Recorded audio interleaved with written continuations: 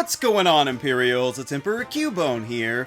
Not so long ago, we looked at which of the gym leaders are the worst, but we did it by looking at their rank. This simple change seemed to really appeal to most people, since they usually only probably see them considered in terms of their own regions. And there were also numerous requests to do the same, but for seeing which of them were the strongest by station. And it might not always be the types that you'd expect. So obviously we start at the beginning, and we won't list every single name for all of them, but the first gym leaders across all of the generations are Brock, Faulkner, Roxanne, Rourke, Silent, Chili, and Cress, but also Chirin, Viola, Trial Captain Ilima, and of course, Milo. There are usually a couple of iterations that these leaders can have throughout your journey, but once again we will only be focusing on when you'll first find them in an official gym setting. However, that being said, over time they can still provide multiple configurations to consider, whether it be in third versions or remakes. So, which beginner gym leader would win in an all-out contest of strength? Well, the durable rock-type specialists can be difficult if you pick a fire starter, but if you don't, or happen to pick up any random grass or water type on the way there, it's not so bad. For this one, I'm going to have to say that Chirin is probably the toughest. I've played through Black and White 2 many times now to get the free shiny dragons at the end, but every time you start out you have to beat the first gym to trade any Pokémon, and this is always the hardest part. Chirin uses a Patrat and a Lillipup, which shouldn't be that hard, but aside from the infuriating Detect on Patrat, both of them spam Workup, the TM that Chirin provides if you beat him. The first gym, in your hometown, is a little early for such powerful setup moves. Most trainers aren't ready for that sort of thing. The best that you can do is growl them to a stalemate.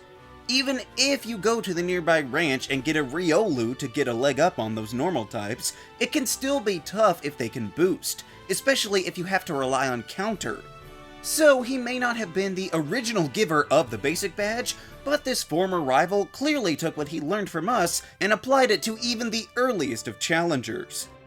Now for the second gym leaders, none of them really scream Tremble. Honestly, these seem to be some of the weakest all around for their part in the region.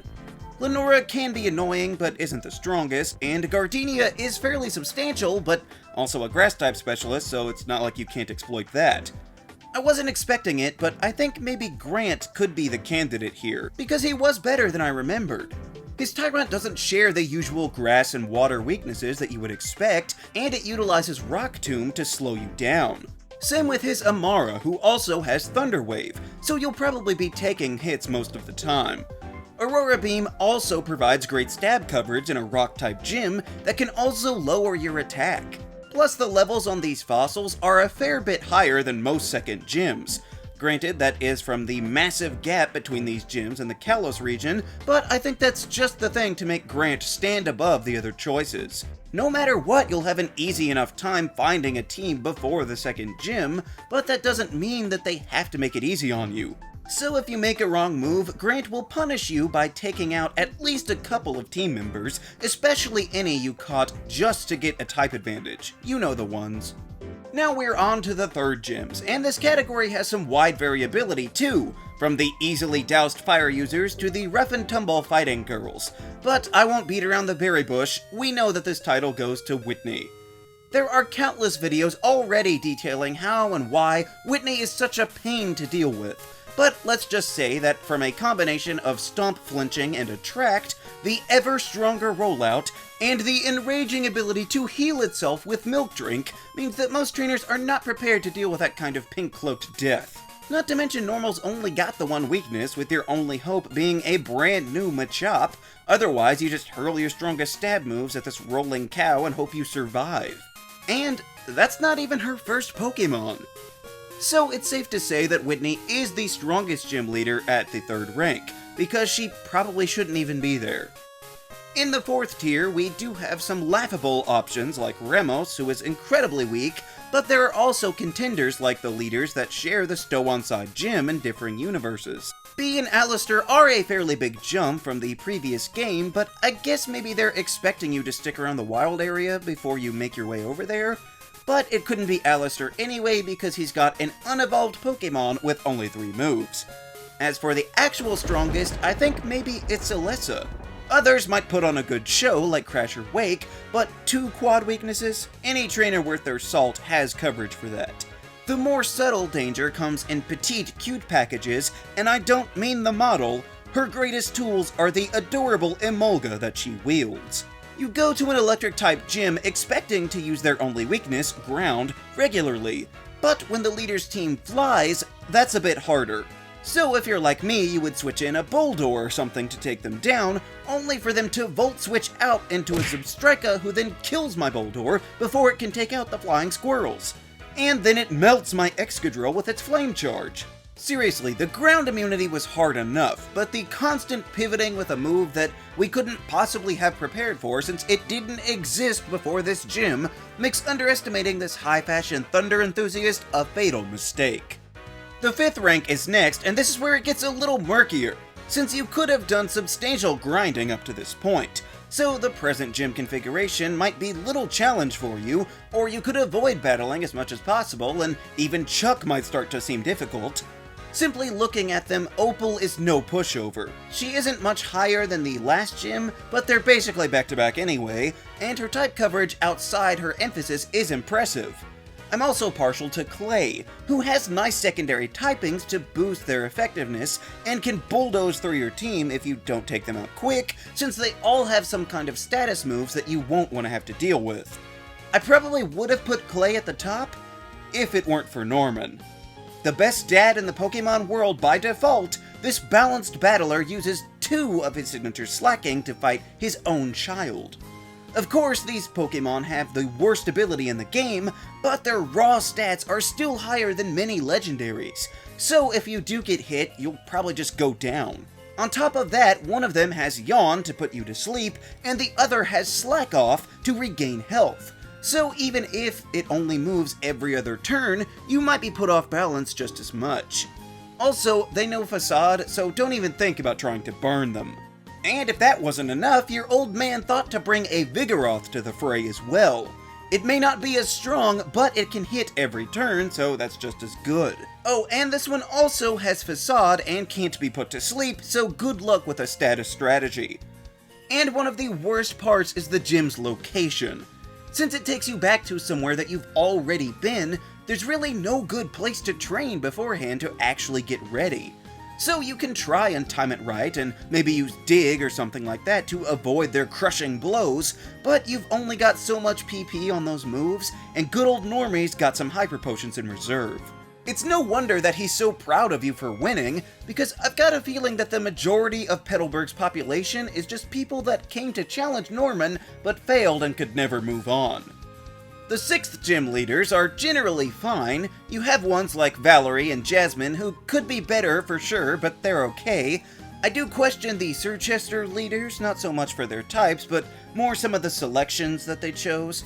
However, after looking over all of them, I think I have to say the strongest for this section would be Sabrina. This powerful mistress of the mind has an edge simply for using the Psychic type in Gen 1. It pretty much remained unchecked without bugs or ghosts to stop them. And certainly no Dark type yet. This means that with a team of Kadabra, Venomoth, Mr. Mime, and Alakazam, you're in for a rough ride. Especially back when the special stats were lumped together, making them monsters. Venomoth might seem easiest, but it's got powder moves to afflict you or maybe even just confuse you. Then of course there's Mr. Mime who can throw up screens to protect the team, and the main dish of her signature line can both heal with Recover, so you've got to take them down as swiftly and efficiently as possible. The absolute worst part of this stronghold, aside from the warp panels that you have to use to get around, is that with the gym configuration in Kanto, it can be easy to stumble onto this gym before you're ready. Some people might even face it before Koga, which makes it that much harder when you're out of your league and you don't even know it. But then again, with Sabrina, you should probably just assume that she's out of your league. The penultimate 7th rank of gym leaders has some bigger challenges. I respect Candace for throwing in Pokemon that don't conform to her prescribed typing's weakness. The other ice users don't quite garner my respect, but I must say, as much as people rag on Kalos gym leaders, Olympia impressed me with her versatile Pokemon, and a Slowking is always tough to take down. But overall, I'll probably say that Drayden is toughest amongst these.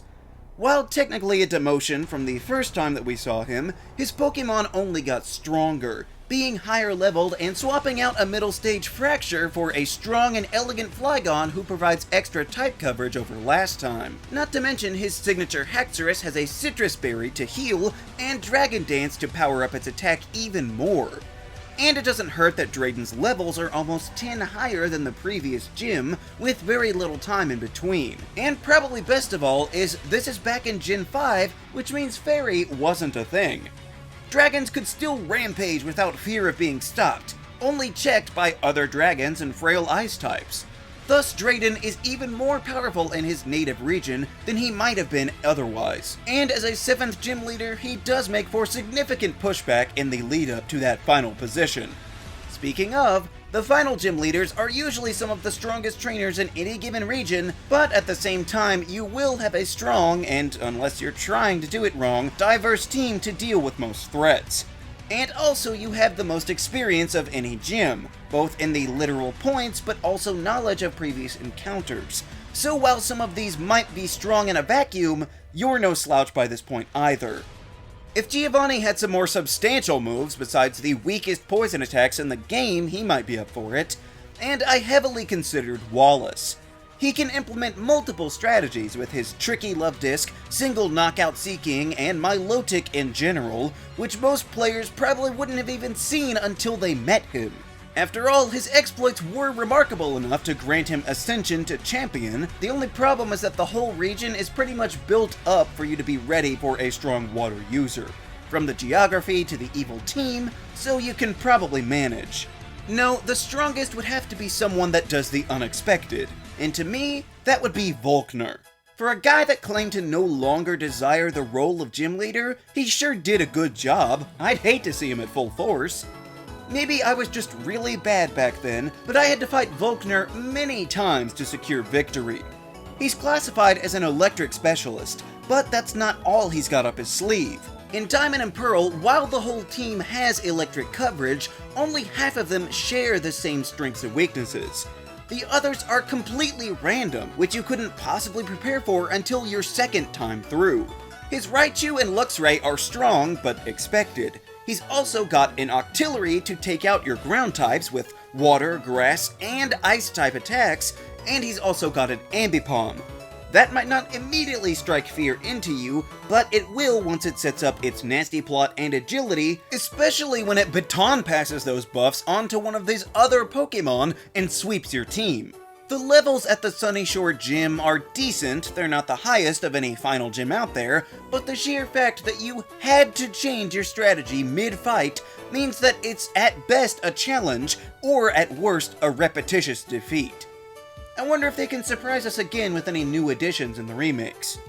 So, those are all of the strongest Pokemon gym leaders at each rank. Wow, normal is really underrated. Obviously we didn't even mention certain gym leaders at all, like Blue or Janine, but that's because they lie outside the parameters of the exercise. I mean, what do? Compare them to all the other 13th gym leaders out there? Same with the Elite Four. From Gen 5 on, you could challenge the Pokemon League in whichever order you see fit. So it's hard to get a definitive ranking, although I imagine we could come up with a way to do it at some point. Once again, these gym leaders may not be the overall strongest to win out in a battle royale between all the others, but for whatever reason, they do seem to possess factors that make them excessively challenging in their niche once you get to them in your journey. Be sure to let me know which gym leaders you find the hardest by rank down in the comments. Also be sure to leave a like, share this video, and subscribe so that you too can become an Imperial today. And we'll see you around next time!